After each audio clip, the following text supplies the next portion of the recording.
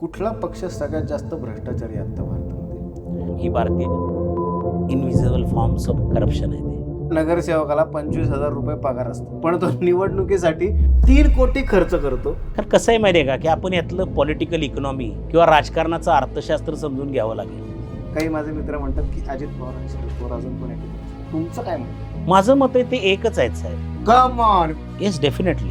त्या उद्धव ठाकरेंचा गेम पवारांनी वाजवला, फडणवीसांनी वाजवला. शरद पवार साहेबांनी ही पवार फॅमिली, ही पवार कुटुंब असं काय करते की अजून पण राजकारणात टिकून आहे? भ्रष्टाचार बोललं ना की जनरली लोकांना असं वाटतं की कुठं पैसे खाल्ले काय खाल्ले, परंतु भ्रष्टाचाराचे तुम्हाला खरं सांगतो ना खूप फॉर्म्स आहेत. सर मला सांगा, मला एक सजेशन द्या. मी IPS होऊ का नेता होऊ? तर तुम्ही मी काय तुम्हाला इमिडिएट सांगेन तुम्ही नेता व्हा. का म्हणजे तो सोपा मार्ग थोडासा प्रगती करण्याचा पण आहे. नो क्वालिफिकेशन ना. या वेळेला पुण्यात कोणाची सत्ता येणार? कुठला पक्ष दिसतोय पुण्यामध्ये?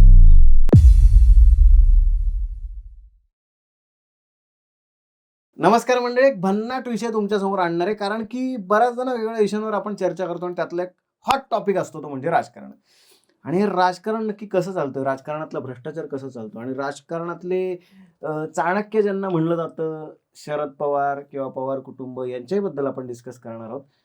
आज जे आपल्या सोबत आलेले आहेत त्याच्याबद्दल गप्पा मारण्यासाठी, तर हे पॉलिटिकल ॲनालिटिक करणारे प्रवीण मोरे आहेत. प्रवीण मोरे सर, खूप खूप धन्यवाद, तुम्ही या पॉडकट्ट्यावर आलात.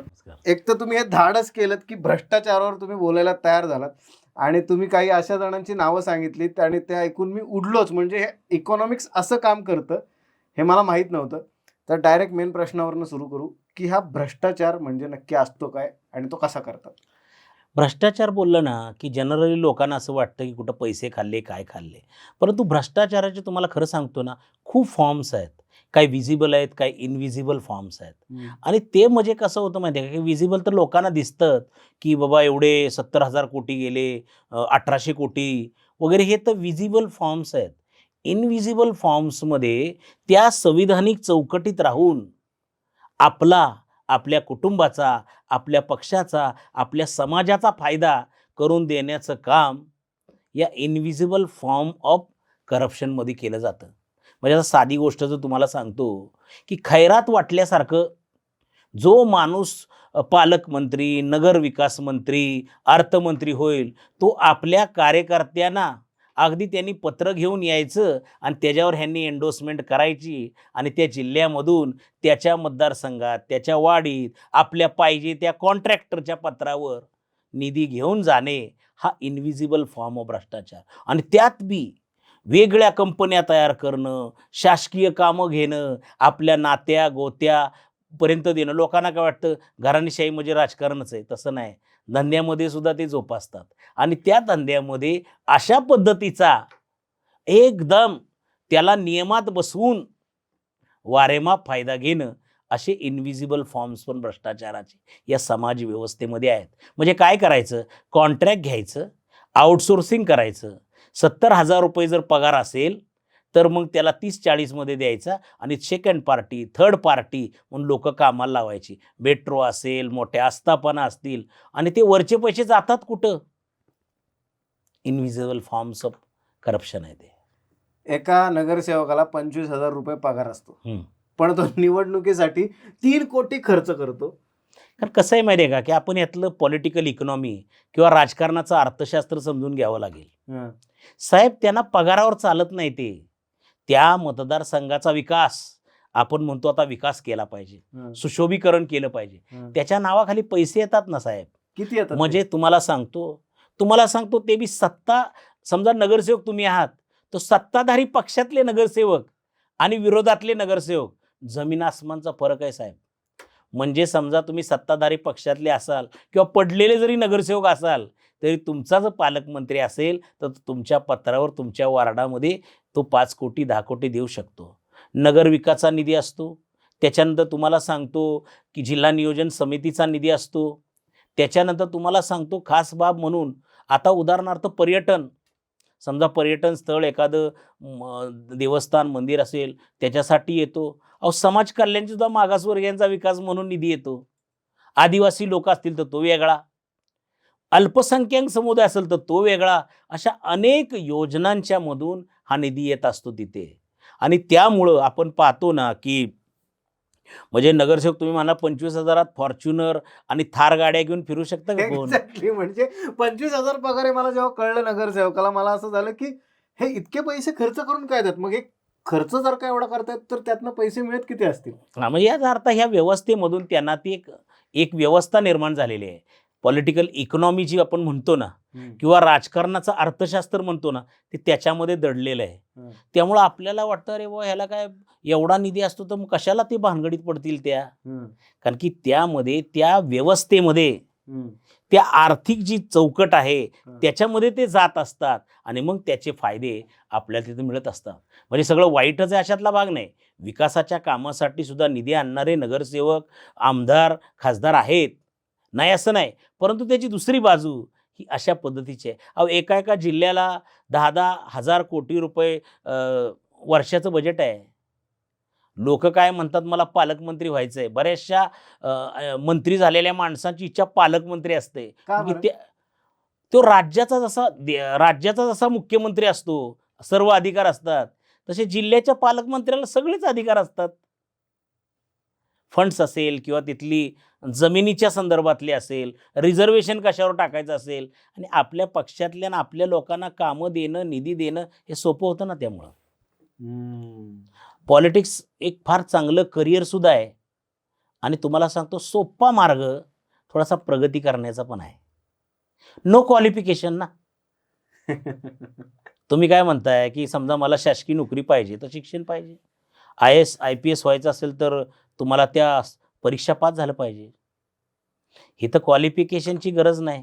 घराणेशाहीचा टॅग असेल आणि विनिंग असणारी पार्टी असेल, झालं काम. आणि जातीचं एक वेगळं मतपेटी, भांडवल हं. ते असलं म्हणजे अगदी एकदम ओके काम आहे.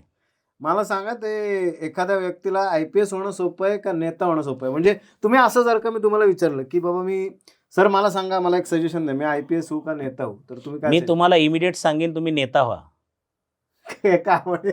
नेता व्हा मी तुम्हाला सांगेन. का सांगेन? तसं बघायला गेलं ना, तर ते फार चांगली गोष्ट आहे. लोकाभिमुख काम करण्याची, लोकसेवा करण्याचा उदात्त हेतू त्याच्यामध्ये आहे. पण फक्त नेता 5 वर्षासाठी राहील ना. IPS मी आयुष्यभरासाठी, म्हणजे जोपर्यंत रिटायर अहो 5 वर्ष ते आयुष्यभर काम केलेल्या माणसापेक्षा भारी आहेत. तुम्ही डोळ्यासमोर उदाहरणं आणा आणि त्यांची कुटुंब पहा. त्यांची पुढची पिढी, त्यांची मुलं-बाळं पहा. लग्न-बिग्नाला जात असाल ना तुम्ही, अशा IPS अधिकाऱ्याच्या पोराच्या आणि एखाद्या पुढाऱ्याच्या पोराच्या किंवा पोरीच्या लग्नाला जा.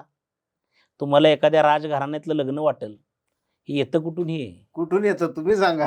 तुम्ही अभ्यास केलाय. मी त्याचा ॲनालिसिस आहे सर. हं. मी ॲनालिसिस करतो. त्याचे जे मार्ग आहेत ना, मी सांगितलं इनव्हिजिबल फॉर्म ऑफ करप्शन. म्हणजे मला सांगा, की एक IPS अधिकारी त्याच्या पूर्ण आयुष्यात किती जास्तीत जास्त कमवू शकतो आणि एक नेता 5 वर्षात किती कमवू शकतो? कमवू किती शकतो? किती पैसे मिळवू शकतो? अंदाज तर लावताच येणार नाही आपल्याला. शासकीय कर्मचाऱ्याचं सांगता येईल. कारण की त्याला एवढं झाल्यानंतर त्याला फंड, ग्रॅज्युइटी आणि पेन्शन तेवढी मिळेल. कारण की ते लिखित स्वरूपामध्ये आहे. हं. इथं इनव्हिजिबल फॉर्म आहे ना सगळा. त्यामुळं सांगताच येत नाही साहेब, की एका पॉलिटिशियनकडं किती मालमत्ता असेल किंवा काय. आता या सगळ्या तुमच्या डिजिटल मीडियाच्यामुळं किंवा ह्या वेगवेगळ्या ज्या बातम्या येत असतात, वेगवेगळ्या RTIची माहिती काढली तर त्यातून हल्लीकडं कळायला लागलेलं आहे, की ह्या कंपन्या बी ह्यांच्याच आहेत. आलं लक्षात?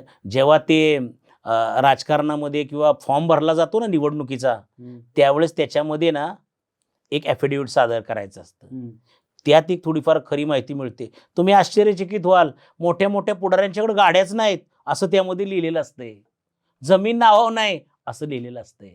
मग त्यांनी ती एक व्यवस्था तयार केलेली आहे. नाते, गोते, ह्याच्या, त्याच्या, शेअर कॅपिटल, भांडवल हे सगळं त्या चौकटीत राहून कार्यक्रम करेक्ट केला जातो. पहिले भ्रष्टाचाराचं इकॉनॉमिक्स जेव्हा तुम्ही ऐकलं आणि डोकंच हललं तुमचं, तुम्हाला विचारात पडलं तुम्ही, की हे खरं आहे? असं तुमचं झालं, असा प्रसंग सांगा ना. आता रिसेंटचाच बघा ना तुम्ही. तुमच्या कोरेगाव पार्कमधील महारवतन जमीन 1800 कोटी. स्टॅम्प ड्युटी किती? 500 रुपये आहे की नाही? आणि नंतर त्याने अधिकृत केलेली 42 कोटी भरली नाही. 1 लाख भांडवल असणारी कंपनी. जमीन कुणाची? महारवतन जमीन. गोरगरीब त्या महार समुदायाची जमीन. आणि त्याच्यावरचं हे सगळं आकडे जरी तुम्ही लिहिले तरी तुम्हाला लिहिता येणार नाहीत, अशी परिस्थिती. आणि असे अनेक वर्षानुवर्ष अशी आकडेमोड ह्या दुर्बल घटकाच्या लोकांची झालेली आहे, वाड्या वस्त्यावर राहणाऱ्या माणसांची झालेली आहे. त्यांच्या जमिनी असतील, त्यांच्या झोपड्या असतील, शहरी भागातल्या झोपड्या, त्या जमीनदोस्त केलेली गोष्ट, असे अनेक आकडे आश्चर्यचकित करणारे आपल्याला दिसून येतात. एक थोडा आतला प्रश्न आहे, कुठला पक्ष सगळ्यात जास्त भ्रष्टाचारी आहे आता भारतामध्ये? नाही, सगळेच पक्ष चांगले आहेत ना आता, कारण की उघड कोणच काय करत नाही. त्यामुळं हा वाईट आणि हा चांगला असं काय नाही. सगळे प्रथमदर्शी पारदर्शक दाखवतात, मात्र व्यवस्था तर तुम्ही पाहताय सगळे. सरकारकडनं जेव्हा महसूल येतो किंवा काय पैसा येतो आपण म्हणू, तो पैसा येतो आणि मग तो खाल्ला कसा जातो? मला अजून म्हणजे 100 रुपये जेव्हा सरकारकडून येतात एका नगरसेवकाला, तर काय होतं आणि तो त्यातनं पैसे खातो आणि किती खातो? बेसिकली कसं आहे माहिती आहे का, की पैसा जो येतो ना सरकारचा, तो काय पैसा म्हणजे काय अशी कॅशची पिशवी दिली जात नाही. सरकारी पैसा म्हणजे कागदावरचा पैसा असतो. म्हणजे कसा, की समजा आता उदाहरणार्थ एखादं GR निघालं, एखादं टेंडर निघालं, तर त्या कामाच्या स्वरूपामध्ये ते निघतं. आता ते कामाच्या स्वरूपात निघाल्यानंतर जसं तुम्ही 100 रुपयाची गोष्ट म्हणला, तर त्याच्यामध्ये तुम्हाला ती GST टॅक्सेशन करून ती कमी येते. त्याच्यानंतर ती टेंडरिंगला जाते. टेंडरिंगला गेल्यानंतर ते जर त्या व्यक्तीनं काम केलं असेल, तर तो त्याचा काही पर्सेंटेजचा भाग असेल तो फायदा घेईल आणि बाकीचं तो जर आणखी दुसऱ्या पार्टीला दिलं, आणखी तिसऱ्या पार्टीला दिलं, तर त्याची गुणवत्ता राहत नाही आणि मग ती कॉस्ट कमी कमी करत खाली प्रत्यक्ष कामामध्ये जात असते. पण जे तुम्ही आता सांगताय की समजा पैसा येतोय तर तो थेट नगरसेवकाला नाही मिळत. ॲडमिनिस्ट्रेटिव्ह मेकॅनिझम आहे ना, नगरसेवक असेल तर तो महानगरपालिकेला केला जातो. त्याच्या वॉर्डामध्ये जो कोण वॉर्ड ऑफिसर असतो त्याच्या माध्यमातून ते इम्प्लिमेंट केले जातात. साहेब हे सगळे मग कसे काय पैसे खाल्ले जातात जर का थेट नगरसेवकाकडे नाही? हेतू जर प्रामाणिक असेल हा, तर खाल्ला नाही जाणार. जर आपण मिळूनच एखादी गोष्ट करायची ठरवली, हा, हा. समजा एखाद्या ह्या रूममध्ये समजा एखादी गोष्ट चोरली, ती तुम्हाला आणि मलाच माहिती आहे, आपण दोघांनी कुणाला सांगितल्यानंतर कळेल कशी तिसऱ्याला? तो सब भूमी गोपाल के मिल बाट के सब बराबर होता है. पण मग ते पैसे डिरेक्टली टेंडर जो ज्याच्याकडे आले त्याला जातात, बरोबर आहे? ते नगरसेवक शासनाच्या माध्यमातून जात असतात. घेणारी माणसे त्यांचीच असली तर काय कराल तुम्ही? अच्छा, म्हणजे टेंडर घेणारा जो आहे तो यातनं पर्सेंटेज ना देत असावा. असा किती कोटींचा भ्रष्टाचार आतापर्यंत आपल्या देशात झाला असेल? सांगता येणार नाही. न सांगता येणारी गोष्ट आहे. वा, आपण सर तुमच्याशी इतकं बोलतोय, पण हे प्रवीण मोरे नक्की कोण आहेत हे जरा तुम्ही सांगा. म्हणजे मला सांगायला आवडेल की MSW केलं सरांनी आणि त्याच्यानंतर त्यांना फॉरेनला जायची अपॉर्च्युनिटी होती, ती त्यांनी घेतली नाही. नाही घेतली ना. अच्छा, मी आलो ना जाऊन. मी अच्छा. उच्च शिक्षित मुलगा आहे. ग्रामीण भागामध्ये माझं नुने गाव आहे. हं, सातारा जिल्ह्यामध्ये नुने सातारा तालुक्यातलं एक गाव आहे. हं, त्या गावामध्ये प्राथमिक शिक्षण माझं झालं. हं, त्याच्यानंतर साताराला आम्ही आलो. सातारला 12वी आणि सोशल वर्क कॉलेज, मी त्या लक्ष्मी माने साहेब ज्या संस्थेचे आहेत, पवारसाहेब त्याचे अध्यक्ष आहेत, त्या यशवंतराव चव्हाण समाजकार्य महाविद्यालयातून BSW शिकलो. तेव्हा सातारा माहीत झाला. मग MSW करायला पाहिजे उच्च शिक्षण. मग मुंबईत आलो, मुंबईत माहीत झाली. आणि मग इथं आल्यानंतर एक संधी मला ह्युमन राईट्स अँड लॉ ची शिकण्याची एक ब्रेड फॉर वर्ल्ड नावाच्या एका संस्थेकडून संधी मिळाली. आणि मग न्यू ऑल्स युनिव्हर्सिटी सिडनीला आहे, ऑस्ट्रेलियाला मला जाण्याची संधी मिळाली. त्यामुळं हा आपला खडतर प्रवास, परंतु हा शैक्षणिक प्रवास. नंतर मी MPhil केलं, PhDचं रजिस्ट्रेशन केलं. त्यामुळं जेवढं शिक्षण, कारण की आंबेडकरी समुदायामध्ये कुटुंबात जन्मल्यानंतर शिका हा जो मूलमंत्र बाबासाहेबांनी दिलेला आहे, तो आमच्या आईवडिलांनी तंतोतंत आम्हाला शिकवला आणि मग शिक्षण घेत गेलो. जेव्हा संधी आली, परदेशातनं बरेचसे माझे मित्रमंडळी आजही अमेरिकेमध्ये वेगवेगळ्या ठिकाणी राहिले, सेटल झाले, फॉरेन स्कॉलरशिप घेतली. मात्र मी परत आलो. मला काही कुणी बोलवलं किंवा काय असं विषय नाही, पण आपली जी नाळ त्या समुदायाशी जोडलेली आहे अगदी गावापासून, ते मात्र समाजकार्याबद्दलची माझी ओढ होती. आणि MSW म्हणलं की समाजकार्य, संस्था, मानव अधिकाराचं मी काम केलं. महत्त्वाचा मुद्दा. मी MSW केल्यानंतर साहेब तुम्हाला सांगतो, ॲट्रॉसिटीज मॉनिटरिंग, अत्याचाराचा प्रश्न म्हणजे नुसतं भेट देणं नाही, त्याचं तथ्य अन्वेषण करणं, फॅक्ट फाइंडिंग करणं, हे मी महाराष्ट्रातल्या अनेक गावाखेड्यामध्ये अत्याचार, खैरलांजीच्या केसेसचा मी अभ्यास केलेला आहे, तिथं जाऊन राहिलेलो आहे. मागासवर्गीय समुदायाचं बजेट, त्याला स्पेशल कंपोनंट प्लॅन पूर्वी म्हणायचे, विशेष घटक योजना, नंतर शेड्यूल कास्ट सब प्लॅन, ट्रायबल सब प्लॅन, याचा साहेब मी अभ्यास केलेला आहे. I am a researcher. फार इम्पिरिकल रिसर्च मी केले असतील असं नाही, परंतु बेअरफूट रिसर्च केले. या विद्यार्थ्यांना स्कॉलरशिप मिळायला पाहिजे होती, का मिळाली नाही? महामंडळाचं कर्जमाफी झाली पाहिजे, दादासाहेब गायकवाड सबलीकरण योजनेमधून जमीन मिळाली पाहिजे, अशा मूलभूत विषयाचं संशोधन सुद्धा मी केलेलं आहे. त्यामुळं प्रवीण मोरे जर तुम्ही मला विचारलं तर कोण आहे, तर प्रवीण मोरे एक मागासवर्गीय समुदायामधून शिक्षणाची संधी मिळलेला एक कार्यकर्ता माणूस आहे. तुम्ही मोस्टली पॉलिटिक्सचं शिक्षण देता, की पॉलिटिक्समध्ये तुम्ही म्हणता की तरुणांनी आलं पाहिजे असं तुम्ही म्हणता. आता पॉलिटिक्समध्ये यायचं तर म्हणल्यावर जेव्हा असं म्हणतात की पॉलिटिक्सचे चाणक्य म्हणजे महाराष्ट्रामध्ये तरी शरद पवारांना म्हणलं जातं, तर मला जरा हे पवार फॅमिली, ही पवार कुटुंब असं काय करते की अजून पण राजकारणात टिकून आहे? म्हणजे इतक्या गोष्टी झाल्या तरी मला काय माझा अभ्यास करावा असं वाटतं या घराण्याचं, की हे पवार फॅमिली, ही कुटुंब नक्की काय आहे आणि कसं काय एवढं टिकू शकले? नाही, एक अभ्यासक म्हणून मी याच्याकडे पाहतो. एखादा, आता तुम्ही जो प्रश्न डायरेक्ट पॉवर फॅमिली म्हणून विचारला, आपलं काही वैयक्तिक काय विषय त्यांचा आणि आपला नाही, परंतु एक ॲनालिसिस म्हणून करताना एक पॉलिटिकल सायन्स शिकलेला सोशल वर्कर असणारा विद्यार्थी म्हणून, रिसर्चर म्हणून मी जेव्हा या प्रश्नाकडे पाहतो, तेव्हा पहिला जो तुम्ही सुरुवात केली की खरोखरच तरुणांनी पॉलिटिक्स हे करिअर म्हणून स्वीकारलं पाहिजे. त्याचं कारण असं की राजकारणात राहून समाज उत्थानाचं काम करणारी एक पिढी होऊन गेली, एक कालखंड होता त्याचा. परंतु त्याचा जो दुसरा भाग जो आपण म्हणतो, किंवा त्याच्यातल्या ज्या काही अपवृत्ती ज्या आल्या, वाईट गोष्टी ज्या त्याच्यामध्ये आल्या, त्यामुळं थोडंसं त्याचं बदल, जसं की घराणेशाहीचा मुद्दा असेल, नेपोटिझम जे आपण म्हणतो, फक्त घरातला माणूसच राजकारणात आणायचा नाही, तर त्या राजकारणाचे जे फायदे आहेत, उद्योग, व्यवसाय, धंदे, टेंडर, हे सगळे आपल्या नातेवाईक, पाहुण्या पैला देणे, हा त्याच्यातून सगळा तो भाग आला. त्याच्यातली पारदर्शकता, जो हेतू राजकारणात येण्याचा प्रामाणिक नसल्यामुळे असं होतं. नंतर तुम्ही पवारसाहेबांच्याबद्दल विचारलं की चाणक्य, आणि खरीच गोष्ट आहे ती. ते एक आपल्या राज्यातले एक मोठं नेतृत्व म्हणून, आणि त्यांचं कारण की काय आहे की चाणक्य नीतीपेक्षा मला असं वाटते की तो एक महाराष्ट्रात पवार फॉर्म्युला आहे. म्हणजे मला असं वाटतंय की पुस्तकातून राज्यशास्त्र शिकणाऱ्या विद्यार्थ्याला किंवा राजकारणातल्याही माणसाला हे कळेल असं मला वाटत नाही. कारण की का, ते कळण्याच्या बियॉन्ड होतं. एक्झाम्पल मी तुम्हाला सांगतो, एकच पक्ष त्यांचा असताना, अजितदादा आणि पवारसाहेबांचा, त्यावेळेस त्यांचे महाराष्ट्रात खासदार होते 4 लोकसभेत, आणि स्वतः पवारसाहेब राज्यसभेत होते. त्यांचा पक्ष फुटला, 2 झाले, वाटलं पवार फॅमिली फुटली. आता संख्या किती आहे त्यांची? आता त्यांची शरद पवार साहेबांचा आणि अजितदादांचे मिळून 9 खासदार आहेत लोकसभेत, 1 अजितदादांचा आणि 8 पवार साहेबांचे. राज्यसभेत पहिले पवार साहेब होते, सुनेत्राताई हारल्यानंतर त्या राज्यसभेत गेले. त्याच्यानंतर अजितदादांनी आणखी एक, सातारचे जे मकरंद पाटलांचे बंधू आहेत, ते बी राज्यसभेत आहेत. साहेब 9 लोकसभेमध्ये आणि 3 राज्यसभेमध्ये हे त्यांचं संख्याबळ आहे. फुटाफुटी झाल्यानंतर संख्या कमी व्हायला पाहिजे ना साहेब, वाढलेली आहे. 1 मिनिटं, म्हणजे आता तुम्ही ओपनर्स केली आहे बाटली, तर मला हा प्रश्न विचारायचा आहे. खूप जणांमध्ये, आमच्या मित्रांमध्ये पण चहा पिताना ही चर्चा असते की 2 गट पडतात. एक म्हणतात की अजित पवार, शरद पवार आता एकत्र नाहीत, आणि एक काही माझे मित्र म्हणतात की अजित पवार आणि शरद पवार अजून पण एकत्र. तुमचं काय मत आहे? माझं मत आहे ते एकच आहेत साहेब.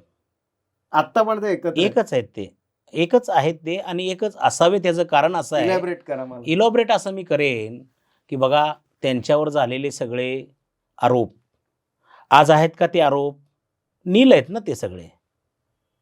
ते राजकारणात जर सत्तेत असतील तरच होऊ शकतात ना ते, बरोबर ना?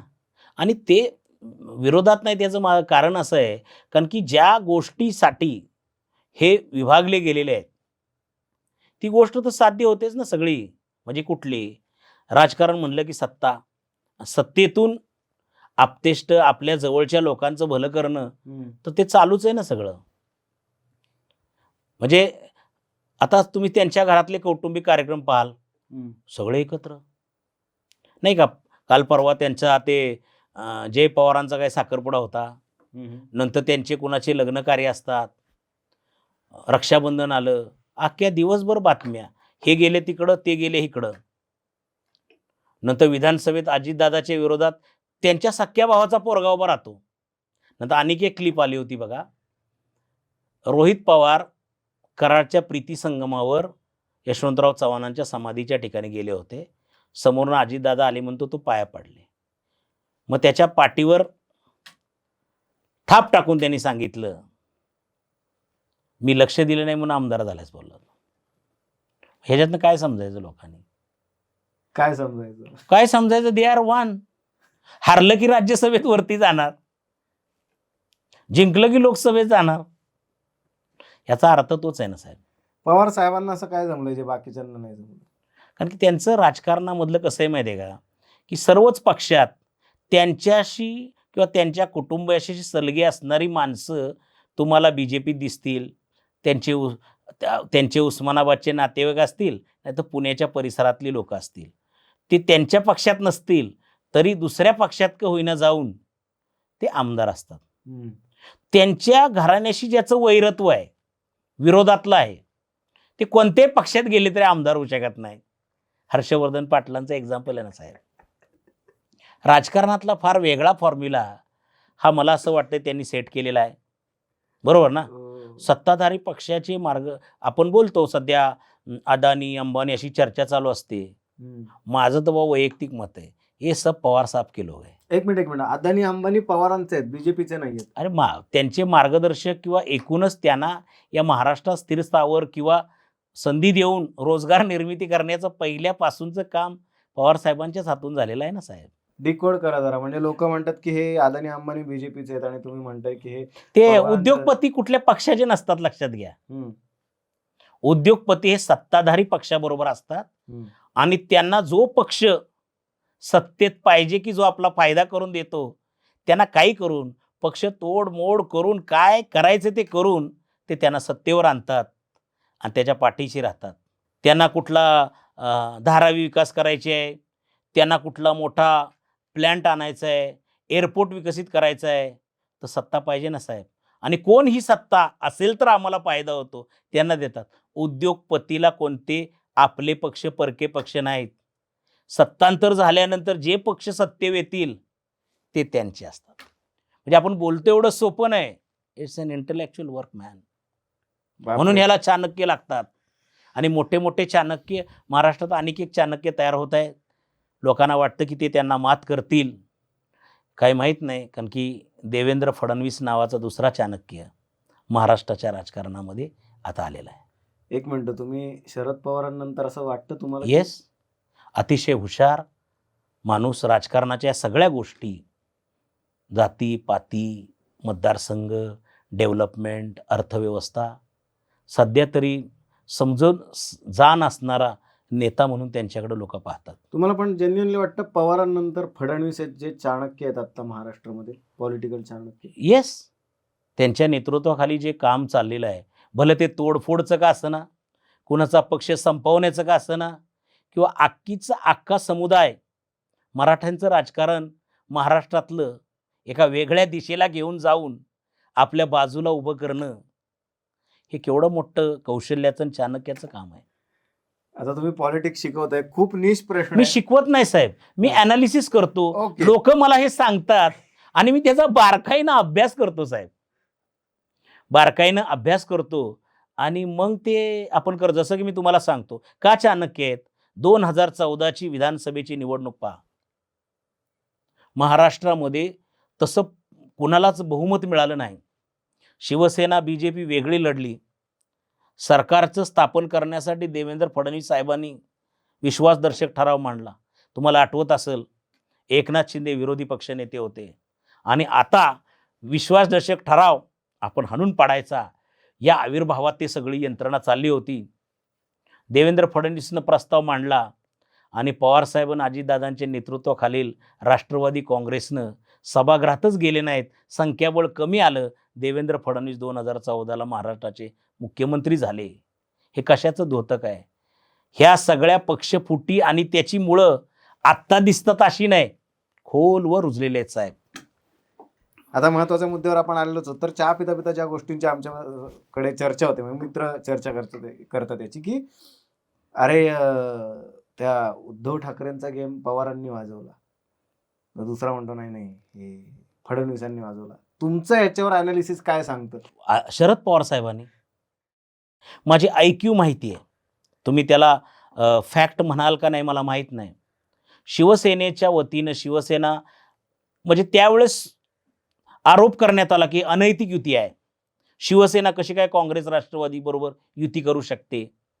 पण त्यावेळेस राजकारणात काही घडतं आणि आपल्या सगळ्यांना माहिती आहे कोणच कोणाचा कायमचा मित्र आणि कायमचा शत्रू नसतो. पवारसाहेब बाळासाहेब ठाकरे यांची मैत्री होती का शत्रुत्व होतं कोणाला सांगता येणार नाही. ते आता अलीकडं जुन्या सगळ्या व्हिडिओवरनं कळतंय की ह्यांची मैत्री होती आणि दोघं ठरवून महाराष्ट्रात हे काम करत होते. त्याच्या अनुषंगानं शिवसेनेच्या वतीनं कोण मुख्यमंत्री होणार, माझ्या माहितीनुसार एकनाथ शिंदे, सुभाष देसाई यांचंही नाव आलं होतं. परंतु ते सांगितलं ते मान्य होणार नाही, त्यांच्या नेतृत्वाखाली आम्ही कसं काम करणार. मग उद्धव ठाकरे झाले. आता उद्धव ठाकरेची लीडरशिप जी आहे ना, ही लीडरशिप एक संघटनेत काम करणारा एक नेता म्हणून आहे आणि घराणेशाहीचा वारसा आणि भारतीय राजकारण हे घराणेशाही आणि दैववादावर आधारित आहे असं जर आपण सोशलॉजिकल अप्रोच मांडला तर त्यातलं हे नेतृत्व आहे. आणि त्यात त्यांना त्या दरम्यानच्या काळात आजारपण होतं, त्यांना ते पेलणारं हेही माहीत होतं. आणि मग ह्यांच्याकडं जर असेल तर ठरलेला अर्थमंत्री उपमुख्यमंत्री आहेच. त्यावेळेस पण अजितदादा होते ना. त्यामुळं ही सूत्र पुन्हा एकदा आणि खाती कोणती कोणती कोणाकडे होती त्याच्यावरून तुम्हाला कळेल. त्यामुळं जरी समजा मुख्यमंत्री ते झाले तरी बाकीची खाती जी आहेत महत्त्वाची ती आपल्याकडेच राहतील अशा पद्धतीची परिस्थिती होती. आणि त्या सगळ्या गोंधळामध्ये ही सगळी फुटाफुटीची पार्श्वभूमी झाली. कोणी केली? त्या बिचाऱ्यानं आपली संघटना बांधत जर राहिले असते तर पुढचं काहीच घडलं नसतं. पक्षही अबाधित राहिला असता आणि कदाचित आत्ता महाराष्ट्रात सत्ताही त्यांची म्हणजे कदाचित त्यांची BJPची आली असती. परंतु ती एक संधी देऊन पुढची कायमची संधी मारल्यासारखी राजकारणातली परिस्थिती त्यांच्यावर आली. कसं आहे, इनव्हिजिबिलिटी इज पॉलिटिक्स आहे. जे दिसत नाही ते राजकारण असतं. लोकांना वाटतं अरे त्यांना ते करता आलं नाही, त्यांचा तो पक्ष सोडला. परंतु इनव्हिजिबल जो भाग आहे तो त्यांना घोड्यावर बसावलं कुणी. समजा घोड्यावर न पडलं एखादी व्यक्ती तर लोक म्हणतात पडला ही चर्चा होते का ती विजिबल दिसते. अरे पण त्या उधळणाऱ्या घोड्यावर ह्याला बसावलं कुणी, तर त्यांनी बसवलं आणि ही सगळी वातात राजकारणाची झाली. आणि ऑफकोर्स दुसरे चाणक्य आहेत, त्यांनी त्याचा नेमका करेक्ट कार्यक्रम केला आणि त्याच्या आधारावर हे सगळे फोडाफोडी होऊन महाराष्ट्रामध्ये स्वतःचं मुख्यमंत्री पदाचा दावा सोडून शिंदे साहेबांना संधी देऊन दुय्यम दर्जाचं पद घेतलं. परंतु त्यांचा तो संघर्ष आपण आताच्या निवडणुकीत पाहिला. या मुख्यमंत्री पदासाठी ते मुख्यमंत्री पद दावावं लागतं. हा राजकारणातली एक दूरगामी विचार ह्या दोन्ही माणसांनी दिला असं माझं मत आहे. या वेळेला पुण्यात कोणाची सत्ता येणार, कुठला पक्ष दिसतोय पुण्यामध्ये? मला असं वाटतंय की पुण्यात म्हणजे कुठली सत्ता, महानगरपालिकेची सत्ता ही आपण जर आत्ताच्या प्राप्त परिस्थितीत पाहिलं तर तशा अर्थानं इथं तुल्यबळ जे पक्ष आहे ते तुल्यबळ पक्ष त्यांनी काय केलेलं आहे की आता जे सत्तेत शिवसेना, एकनाथ शिंदेंची भारतीय जनता पार्टी आणि अजितदादांची राष्ट्रवादी, मला असं तसं वाटतंय की हे 3 लोक ठरवूनच करतात की कुठं कुणाच्या विरोधात कुणी लढायचं. कारण की स्पर्धा तिघातच राहते. आणि मग दुसरे जे विरोधी पक्ष आहेत, पवारसाहेबांचा राष्ट्रवादी असेल, काँग्रेस पक्ष असेल किंवा इतरही पक्ष, ते लढाईतच बाजूला पडतात. कारण की सगळ्याच चर्चा हे ह्यांच्यावर लढणार का त्यांच्यावर लढणार. या एकूणच परिस्थिती पाहता पुण्याच्या आमदारांचं आणि पुण्याचे खासदार हे पुणे महानगरपालिका ही भारतीय जनता पार्टीच्या सोबत सगळ्या आकडेवारीच्या हिशोबाने राहील. परंतु वेळ पडल्यास भविष्यामध्ये जर समजा दादांचं प्राबल्य पुण्यात आहे तर वेळ पडली ते 2 महानगरपालिका करतील, एकीकडे BJP दुसरीकडे अजितदादा. तुमचं खूप एक भारी वाक्य होतं. तुम्हाला माहिती होतं, की जर का त्या अजितदादांच्या पत्नी जर का पडल्या, तर त्या राज्यसभेत दिसतील, असं तुम्ही सांगितलं. हो, मी सांगितलंच होतं. म्हणजे ते निवडणुकीच्या दरम्यानच आमच्या चर्चेमध्ये आलं होतं. ते काय होईल? तर मी सांगितलं, की ताई मुलगी आहे, राजकारणाचा अनुभव आहे. त्या लोकसभेत जातील आणि ह्या पडल्यानंतर राज्यसभेत जातील. असं आहे ना. शेवटी काय आहे, कुटुंबातली माणसं 5 माणसं राजकारणात. आपण घराणेशाहीच्या गप्पा मारतो.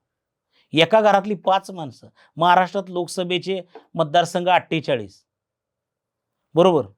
त्यातले त्यांच्या घरातले एक महाराष्ट्रात राज्यसभेची माणसं किती? जवळ-जवळ 18-19 आहेत.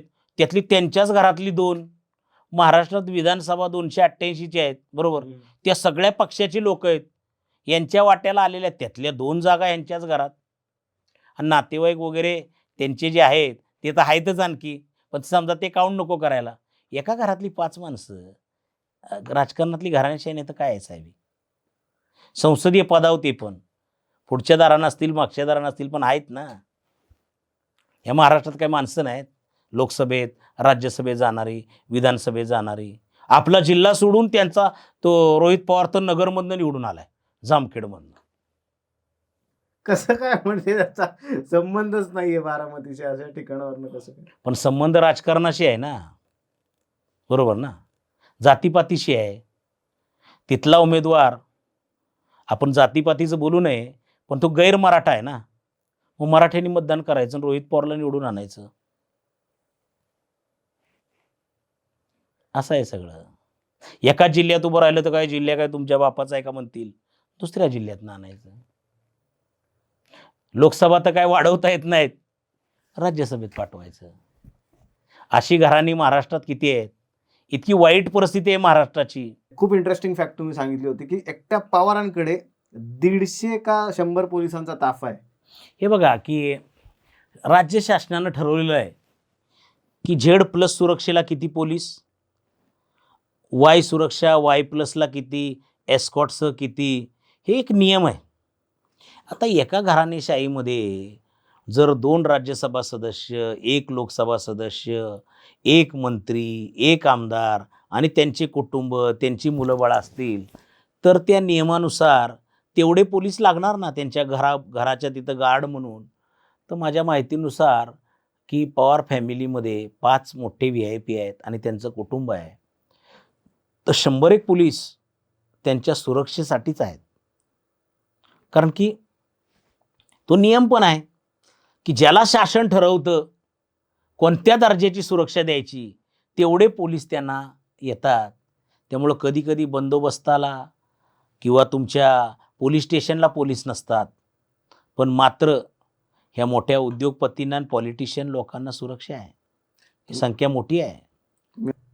तुमचं असंही म्हणणं आहे, की अनेक घराणेशाही पवारांनी आणली आणि अशी अनेक घराणं आहेत महाराष्ट्रात, की जे घराणेशाही चालवतात. आपण म्हणतो, की मला तर असं वाटतंय, मी एकदा सहज लिहून काढलं होतं, की महाराष्ट्रात किती घराणी आहेत, की याचे प्रत्यक्ष अप्रत्यक्षरित्या ते त्यांचे कुटुंबीय आणि नातेवाईक राजकारणात आहेत.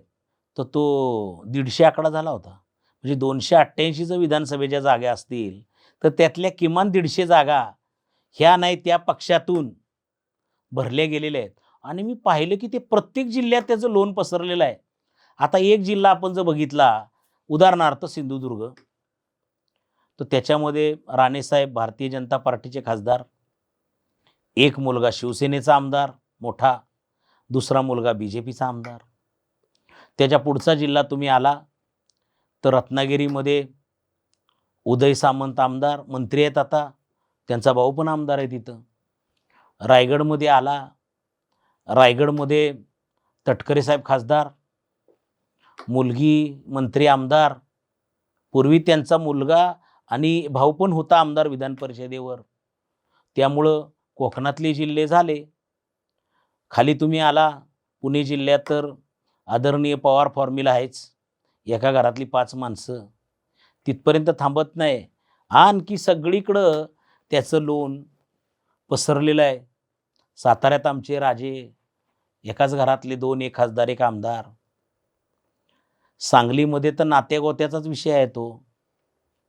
अशा पद्धतीचं आहे. त्याच्यानंतर आपण कोल्हापुरामध्ये बघतो, म्हणजे एका घरातली किती माणसं राजकारणात असावी. तिकडंच आहे अशातला भाग नाही. उत्तर महाराष्ट्रात बघा, अं, एक आमदार समजा थोरात साहेब आमदार होते, बहिणीचा मुलगा सत्यजित विधान परिषदेवर, पूर्वी त्यांचे मेहुणे असायचे. विखे पाटील साहेब आमदार, इथं मंत्री, मुलगा त्यांचा खासदार होता. नाशिकमध्ये तर ते ठराविक कुटुंब आहेतच, आपण बघतो. भुजबळ साहेब, तो समीर खासदार होते पूर्वी, आता नाही समजा, पण ते एका विधानसभेचे आमदार होते आणि मुलगा एका विधानसभेचा आमदार होता. या सगळ्या सगळ्या घराणेशाही. आता ते गावित फॅमिली आमच्या इकडची नंदुरबारची, तर विजयकुमार गावित आमदार मंत्री होते, मुलगी खासदार होती. समाजवादी पक्षातनं भाऊ पण आमदार होता. अगदी त्यांचं पालघरमध्ये पण राजेंद्र गवई ते गावित आमदार होते. इगतपुरीमध्ये पण पूर्वी आदिवासी मतदारसंघात त्यांची बहीण आमदार होती असं म्हणतात. आणि हे फक्त काय उत्तर महाराष्ट्रात आहे असं नाही, मराठवाड्यात तर आपल्याला माहीतच आहे. आता भुमरे साहेब खासदार होते, त्यांचा मुलगा आमदार आहे. त्याच्यानंतर शेजारीच पूर्वी दानवे साहेब खासदार होते जालन्याचे, बरोबर. त्यांचा जावई पूर्वी आमदार होता, तो रायबान जाधव यांचा मुलगा तो. आता त्यांची मुलगी आहे, इंटरेस्टिंग गोष्ट अशी आहे, ती शिवसेनेची आमदार आहे, दानवे साहेबांची मुलगी. बीडमध्ये आपण बघतोच, मुंडे बहीण भाऊ विरोधात एकत्र, पण घराणी एकच आहे ना. बापरे, हे संपणार नाही. प्रत्येक जिल्ह्यात लोण पसरलंय, महाराष्ट्रातल्या सगळ्या भागात. त्यामुळं नुसतं घराणेशाहीनं ना ह्या महाराष्ट्राच्या राजकारणाला पोखरलंय, तुम्हाला सांग. हे तुम्ही सांगितलं होतं की मुलं इतकी शिकतात, UPSC MPSC होतात आणि 10वी-12वीतली पोरं 5-5 कोटी घेतात. हे काय प्रकरण आहे? बेसिकली काय आहे की राजकारणात एक कॉन्ट्रॅक्टरशिप आलेली आहे आजकाल. ग्रामीण भागातलं पक्षाचं काम करणारे अनेक मुलं, की ते सगळंच वाईट आहे अशातला भाग नाही, कॉन्ट्रॅक्टर झालेले आहेत. परंतु शासनाचा निधी आपल्या मतदारसंघात, आपल्या वाडी वस्तीमध्ये कसा आणायचा याचं कसब ह्या मुलांना, ह्या तरुण कॉन्ट्रॅक्टरला झालेलं आहे. आणि त्यांचं शिक्षण नसलं, त्याला काय शिक्षणाची अट नाही ना. त्याला काय बेरोजगार इंजिनियरची संस्थाच कंपनी पाहिजे असंही काही नाही आहे. आपली ओळख पालकमंत्र्याशी, समाज कल्याण मंत्र्याशी, अर्थमंत्र्याशी, नगरविकास मंत्र्याशी, अशा पद्धती अल्पसंख्याक विकास मंत्र्याची असली की तो निधी आपल्याला मिळवता येतो आणि त्याचं आपल्याला सो कॉल्ड विकास काम करता येतं. अशा पद्धतीची यंत्रणा झालेली आहे. त्यामुळे एखाद्या शिक्षित माणसाला पगार 20-25 हजार असेल, इथं रोज तेवढे पैसे कमावणारी यंत्रणा निर्माण झालेली आहे. या कॉन्ट्रॅक्टरला मिळालेला आतापर्यंत सगळ्यात मोठा आकडा तुम्ही ऐकलेला किंवा अनुभवलेला? 700 कोटी, 800 कोटी. आणि तो कॉन्ट्रॅक्टरने काय केलं त्याबद्दल? ते पाटबंधारेची कामं वगैरे करतात ते लोक, मोठ्या मोठ्या रस्त्यांची कामं, नॅशनल हायवेज, दळणवळण आपण पाहतो, मोठी कामं असतात ही. आपल्या समजेच्या बाहेरची आहेत ती सामाजिक काम करणाऱ्या माणसाच्या. आम्हाला फक्त इन्फ्रास्ट्रक्चर दिसतंय, त्याच्या पाठीमागची जी अर्थव्यवस्था आहे, टेंडरिंग, कॉन्ट्रॅक्ट सिस्टम, हे फार मोठं जाळं आहे. आणि एका कॉन्ट्रॅक्टरला समजा 100 कोटी मिळाले तर त्याच्या खिशात किती जातात? आता मी काय कॉन्ट्रॅक्टर नसल्यामुळं मला काय त्यातली एक्झॅक्ट डिटेल सांगता येणार नाही, पण किमान 10-20% तर त्यांना लाभ मिळत असावा असं मला वाटतं. वा, चला या व्हिडिओचा समअप करू. तुम्ही एवढं ॲनालिसिस करता, एवढं राजकारणातली माहिती घेतली आणि पवार कुटुंबाबद्दल आपण बरंच बोललो. असं म्हणलं की राजकारणाबद्दल ज्यांना ज्यांना शिकायचं आहे त्यांनी हा व्हिडिओ बघावा. आणि शेवटी जाता जाता मला सांगा, ज्यांना राजकारणात यायचं आहे त्या तरुणांनी काय करायचं आणि राजकारणात येणं का गरजेचं आहे तरुणांना? मला असं वाटतं की पॉलिटिक्स एक प्रकारचं प्रोफेशन आहे, करिअरसुद्धा ऑप्शन आहे.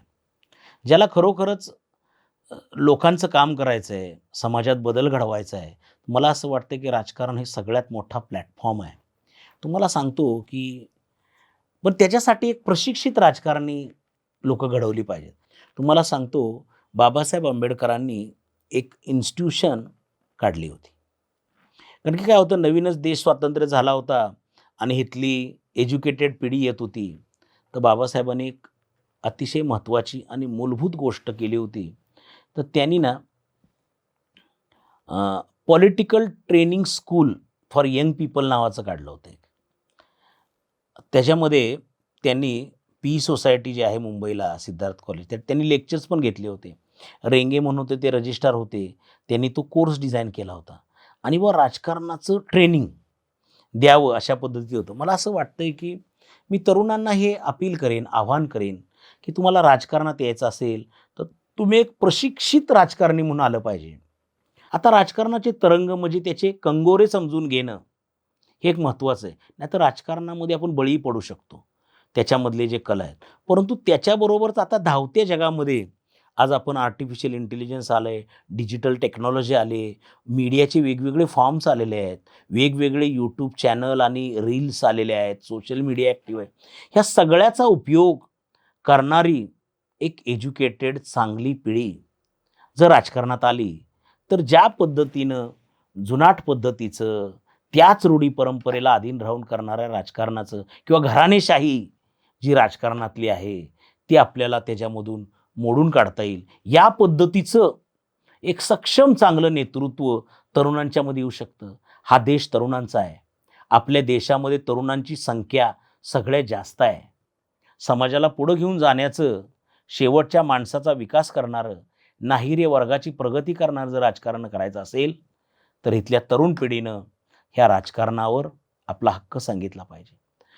अगदी छोट्या गोष्टीवरून मार्गक्रमण करण्याच्या, अगदी ग्रामपंचायतपासून मला असं वाटतंय तरुणांनी एक करिअर म्हणून याचा विचार करावा आणि राजकारणामध्ये पडावं नाही, राजकारणामध्ये उड्या घ्याव्या आणि जोमात ताकदीनं कामाला लागावं असं मला वाटतं. वा, तर हाच आमचा मेन मोटिव्ह होता, की राजकारण समजून घेणं या व्हिडिओतनं आपण प्रयत्न करतोच आहे, पण त्याच्याही शिवाय राजकारणात नवीन लोकांनी यावं आणि नवीन राजकारण करावं. कारण इतके दिवस झाले तेच तेच राजकारण चाललं आणि हाच एक छोटासा मुद्दा होता. थँक्यू सर, प्रवीण सर, तुम्ही इकडे आलात. आम्हाला खूप बरं वाटलं. तुमची चळवळ अशीच चालू राहू दे. त्याशिवाय तुम्ही तरुणांना असंच प्रोत्साहन द्या. मुद्दा पक्षासाठी नाही, मुद्दा माणसासाठी आहे.